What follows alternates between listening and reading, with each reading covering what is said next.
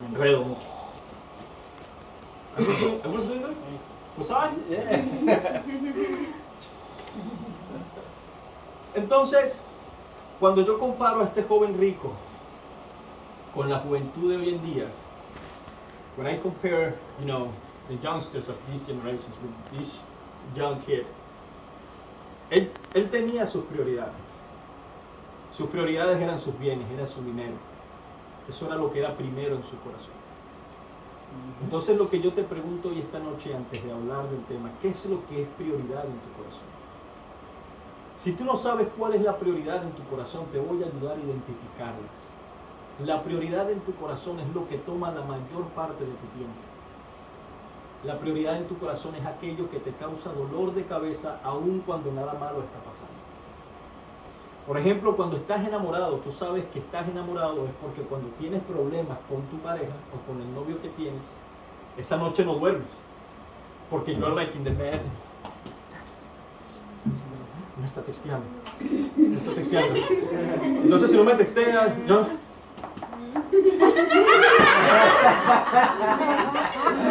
I've been there. Yo he estado allí. Like, you know what? I'm not gonna... I don't care anymore. He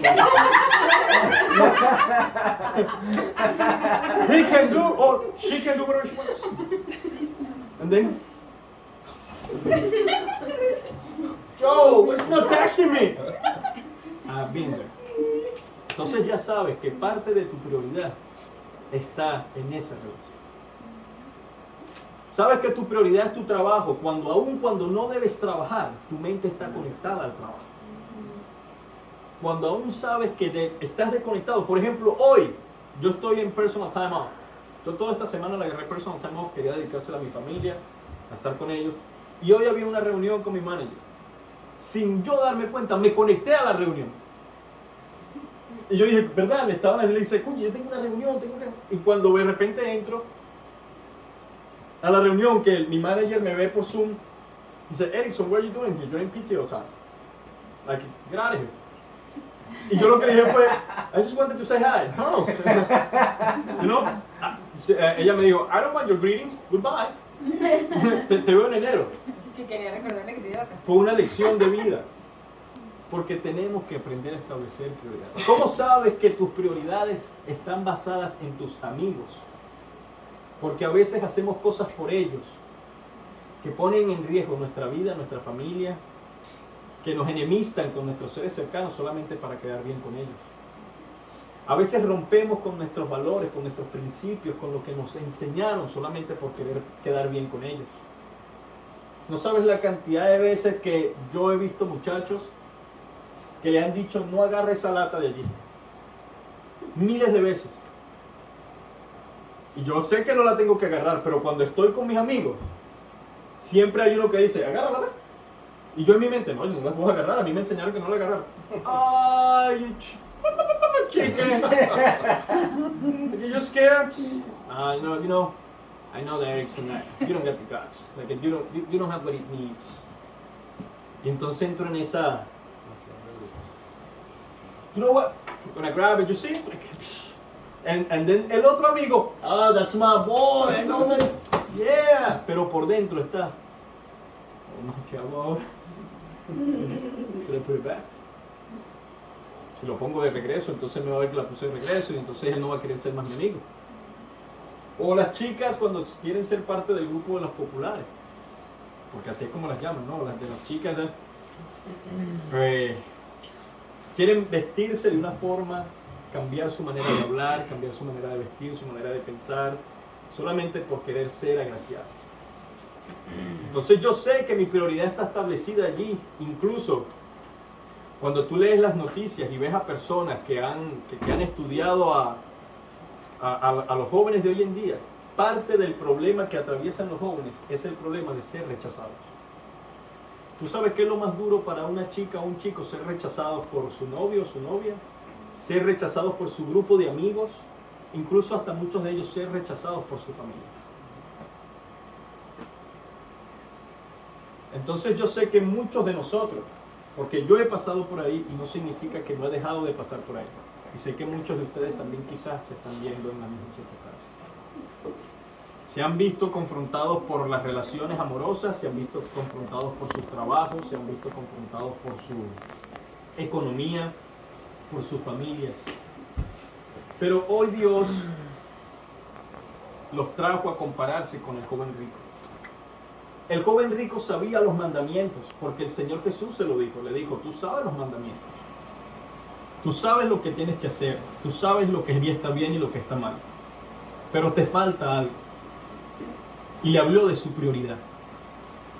El problema de hoy en día es que le estamos dando prioridad a tantas cosas y se nos olvida darle la prioridad a quien realmente lo merece, que es Dios. El Dios al que nos han presentado en la calle no es el Dios al que yo personalmente le sirvo y al Dios al que en esta noche quisiera traer a esta casa. A veces nos hablan de un Dios que solamente creemos que porque decimos un par de oraciones al cielo o nos hacemos un par de cositas en el pecho o porque, I'm going to church on Sunday with my grandma. Sentimos que ya cumplimos con nuestra cuota. And sometimes we don't even talk about God anymore until we have a problem. You know how many times people say, let's go to church. I don't have time for that. I have a meeting with my friends. Let's go to church. I don't have time for that. I'm going to go to New York with my boyfriend or girlfriend. Let's go to church. I don't have time for that. I got to work. Let's go to church. I don't have time for that. I have a family meeting. But when problems come to your life, who's the first one that you look for? What is happening this to me? If I was God, I would be like, are you serious right now? If I was God, like, what? God, I'm going to go to church. If you promise me, if you do this for me, then I'm going to start to serve you. God always comes first. God always comes first. We don't know, God is kind of old. God is not for this time, right now, the time is, these are different times. Yeah, definitely are different times. But God, just as Gabriel said, always come first. So tonight, don't be like the el joven rico. Dale la oportunidad a Dios, and I'm always going to say that, always. This is not about me trying to convince you. This is about me asking you to give God an opportunity. This is about me telling you, I don't know how old you guys are, and I know that you guys are really young. Some of you, some others are not, including me. I'm in that group. How dare you? Yeah, girl, I know. Like, can you really know who's going to fix your problem? God. God will. But sometimes God will not do anything until you go to Him and ask for it. I don't know how to pray. You know what pray is? It's just having a conversation with Him. You know how many times I have arguments with Him? And I don't have to go on my knees like, we need to. But sometimes I just take the chair, I'm alone in my room, and I just go like, I need you. Talk to me. I'm alone. I don't want to deal with this anymore. I don't want to have the life that I'm having anymore. I don't want to think about that relationship anymore. I want you to fulfill that emptiness. I want you to I want to have a relationship with you. God wants a relationship. He doesn't want a religion. A religion is, I'm going to go to church on Sunday and that's it. A relationship is, good morning God, how you doing? Sometimes says, we need to pray in the morning, we need to pray in the afternoon, and we need to pray at night. And sometimes we think like, I have to go on my knees every single day. No, you don't have to. Sometimes the relationship itself will put you in that situation. But at first, talk to Him. I don't want to talk to, like, I don't have someone to talk to. Talk to God. I need to vent with God. I need to cry. Cry with him. Let him, give him the opportunity to show himself to you as he is. Real. Lover. A forgiver. And a God with a lot of opportunities. I know that a lot of you guys, and probably I'm wrong, and if I'm wrong, forgive me for that, but all of us, some point in our life had problems and issues in our families, in college, in high school, with friends, with brothers. And sometimes we don't even know what to do. Sometimes we're trapped. And we rather prefer to keep all that and lock it inside of us. And that sometimes can eat us up inside. But God is telling you, talk to me. Let's go to church. Let's have a relationship. Forget about the past. Forget about the things that are happening. And let me take care of that for you. But you need to give him the opportunity. This is what God wants, like congregate. Have a relationship between brothers and sisters. Have fun. But have fun in the proper way.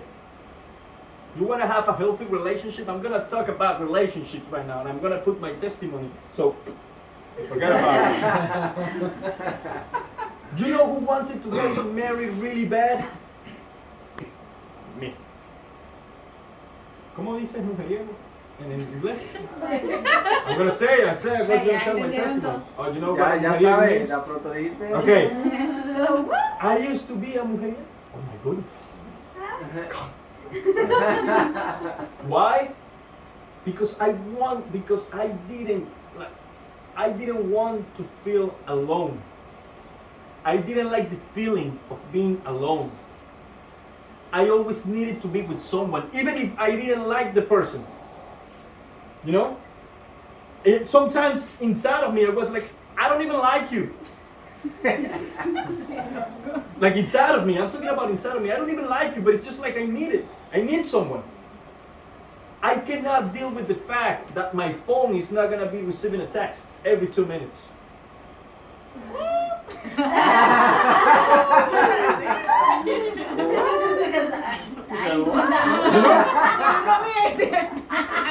I cannot deal with the fact that I have to deal with my family.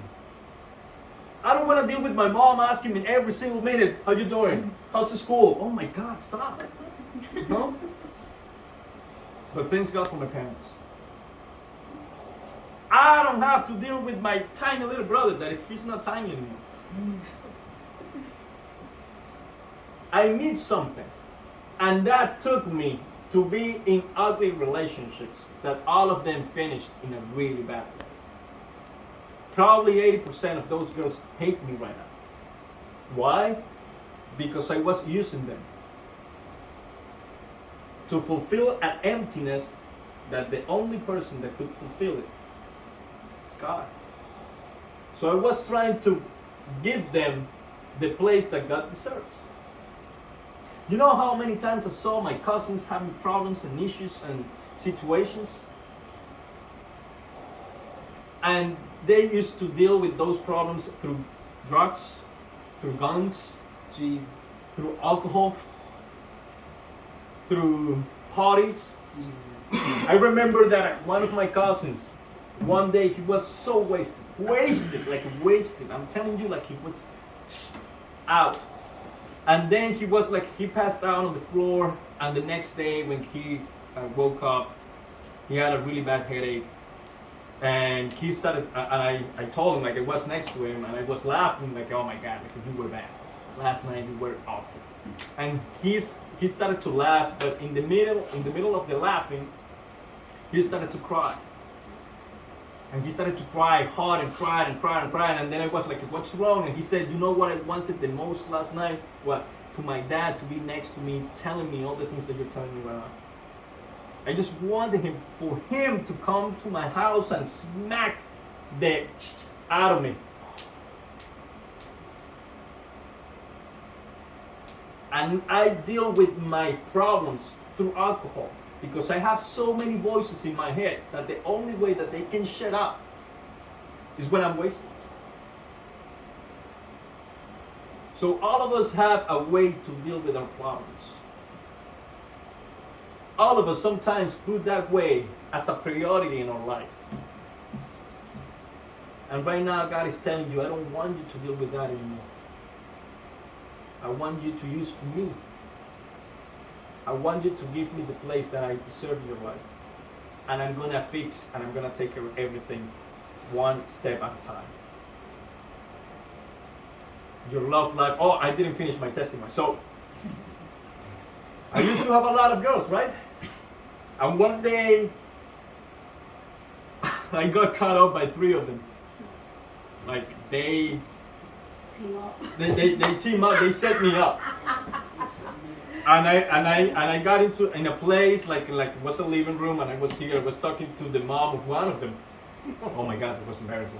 And I was just like talking, and then I saw her daughter coming into the room, and I was like, oh my God, are you doing it? And then from one of the rooms, the other one came out, and I was like, Jesus Christ, what's going on here? And the other one came out from out of the kitchen, and I was like, that's it, I'm out. You know, like Goku. It was one of the most embarrassing moments in my life. But like I said, I'm saying this because that was my issue. That was my problem. Even when that happened, that didn't stop me of doing it again. Because it's a death cycle. There will be a point that you will be repeating things in your life.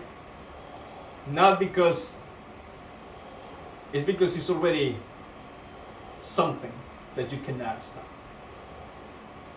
So, you know those girls that they always like, they just like the bad boys? Because that's how they call them. You know, like, oh, I like the bad boys. You know, like the popular one. Well, the popular one is, I'm not going to talk about that, but. And then they just repeat a cycle. They had a bad relationship with the bad boy that ended up really bad. I'm not gonna date bad boys anymore. 2 days after, oh my God, I like that one. That is bad. That is even worse than the before. And then it repeats and it repeats and it repeats because something in your head says this is what you deserve. God is telling you today, change that for me. El joven rico, eso fue lo que le dijo el Señor. Tira tus prioridades, vende tus bienes, entrégalo y sígueme. Y el joven rico se fue, dice que se fue triste porque no pudo desprenderse de sus prioridades. Lo único que te pido esta noche, antes de que empiece el 2023, en tu cama, con tus amigos, como quieras, ¿cuáles son tus prioridades? Dáselas a Dios. I told God one day, I was like a 25 years old already. I was tired because, you know, tanta fue la fama que yo agarré de mujeriego que ya nadie se me quería acercar. De donde yo iba era un problema, porque se volvió un problema. Y una vez le dije al Señor, Dios, ya yo no quiero lidiar más con ellos, ya yo no quiero seguir siendo la persona que ellos dicen que soy, ya yo no quiero seguir batallando con esta situación de no. Yo quiero casarme, quiero tener una relación estable, quiero tener una relación sana. Pero no me quiero casar con quien yo diga. Yo me quiero casar con quien tú decidas por ahí. Eso fue a los 24 años. 5 años más tarde la conocieron. 5 años of waiting. 5 years. It didn't happen right away. It didn't happen a couple of weeks after my prayer. It didn't happen a year after my prayer, because that can happen. Like, okay, God, I'm asking, I'm telling you, so, you know, like, chop, hurry up. You know, 5 years of loneliness. Like, porque eso pasa, like, Dios no me respondió, así que, o como dice, una vez escuché a alguien que decías, estoy ayudando a Dios. I'm gonna give him a hand. We're gonna give him a hand. Because probably he's taking a lot of time. You know, like, probably he forgot about my prayer. You know, I'm not gonna stay single. Nope. I was already 29, and I saw a lot of my friends getting married and and having kids, and I was still single, and I was like, Jesus, like the bus is passing by and it's leaving me behind, because my plan in my head was I'm gonna get married at 26, 27. By 20, at 28, I'm gonna have a kid. At 29, I will have the second. Probably 30, 31, I have the third. And that's it. Oh my God, No, that was my plan. Right? That was my plan. But when I asked God to do His, things change for the best, not for the worst. A los 24 años yo me mudé para los Estados Unidos. A los 24 años pasé una de las cosas más terribles que en mi vida. Me metieron a vivir en un sótano de una iglesia. Porque venía un país, no tenía familia, éramos yo y mi hermano solamente. A los 24 años se me desató una sarna en el cuerpo que tuve que ir al médico. Estaba hablando con ella en el camino a pedir Medicare porque no podía parar. A los 25 años empecé a tener trabajos, pero terribles. Estaba pasando trabajo, viví experiencias negativas como no tienes idea. No podía ni mantenerme a mí mismo con mi hermano. Ganábamos $13.50 y pagábamos una mensualidad en renta de $1,400. Todo nuestro salario se iba solamente en renta. No podíamos ahorrar dinero. Comíamos solamente Cheerios and milk for breakfast. And for dinner, rice and chicken. And sometimes, when we felt como exigentes, like, vamos a sorprendernos. Like, oh, chicken lo mein. Un lujito. Like, oh, I'm gonna have a luxury tonight. Let's order chicken lo mein. Cup in a soup. No? Ramen soup. That was my life when I was 24 years old, 25, 26, 27. At 28, things just started to get better. At 29, things were already better, but like the other day, el otro día dije algo en la iglesia, se están pasando cosas. Y ella luego llega. Y Dios me recordó la oración que hice a los 24 años y me dijo, y recordó en mi corazón, me puso, ¿qué hubiese sido de tu vida y de tu relación si te lo hubiese dado cuando me la pediste? ¿Qué hubiese sido de ti si yo te hubiese dado lo que me pediste en el tiempo en el que lo pedí? Te hubieses perdido tú, no hubieses perdido a ella, hubieses perdido a tu hermano, hubieses perdido a tu familia y ahorita quién sabe en qué rollo estarías metido. Sometimes God, He will not ask when you want. He will not answer when you want. He will answer when you need it. God will not give you something to make you harm. He don't want to do harm to you. He wants the best for you. But the only way that we can figure that out is giving Him the opportunity of changing our life. We just need to give Him the opportunity to prove Himself to us. I'm 31. When I also was 20. I also was 14. I also was 16, 17. And I went through all those years. And in all of them, God always walked next to me. Tonight, give Him the chance. If you're going to start the 2023, start it with God next to you. Not as an amulet, as God, as what He is. And I promise you that He will not let you down. I promise you that. God never let me down. And He will not do that with you. Okay? So I'm going to pray. I'm going to do a quick prayer. And then we will call it a night. And Happy New Year to all of you. Padre, te doy gracias en esta hora. Te glorificamos, te bendecimos, te damos todo el honor, toda la alabanza, toda la oración. Mira cada vida que está en este lugar, Señor. Gracias por Linet, que nos abrió la puerta de su hogar. Gracias por su casa, por su familia. Gracias por cada niña que se encuentra aquí. Gracias por cada hombre. Señor, en esta hora yo solamente quiero agradecerte por ellos en esta última actividad del año de Kyrios, que ha sido un éxito, donde hemos compartido, nos hemos reído, hemos comido, nos hemos divertido y hemos impartido tu palabra también. Señor, que en este nuevo año que empieza en el 2023 podamos empezar de tu mano y caminando a tu lado, Señor. Padre, permite que cada una de las personas que están en este lugar, aquellos que conocen de ti y aquellos que aún no, puedan darte la oportunidad de que cada día te les presentes, Señor, como el Dios real, el Dios sanador, el Dios que todo lo puede, el Dios que da fortaleza, el Dios que suple.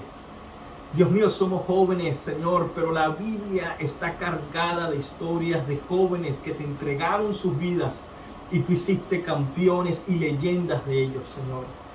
Que podamos ser como Samuel, que a los 13 años podía escuchar tu voz, Señor. Que podamos ser como David, Señor, que a los 17 años se paró enfrente de un gigante delante de una nación para pelear en tu nombre. Que podamos ser como Daniel, como Sadrach, como Mesac, como Abednego. Señor, que podamos, Dios mío, estar dispuestos a morir por amor a tu nombre, entendiendo que tú lo eres todo y que tú lo eres más que todo, Señor. Que podamos ser, Dios mío, como cada héroe, como cada heroína que está en tu palabra, Dios mío, entendiendo que sin ti no tenemos nada, que tú lo eres todo, que tú eres primero, que tú eres segundo, que tú eres tercero, Señor, y que tus planes son aún mejores que los nuestros.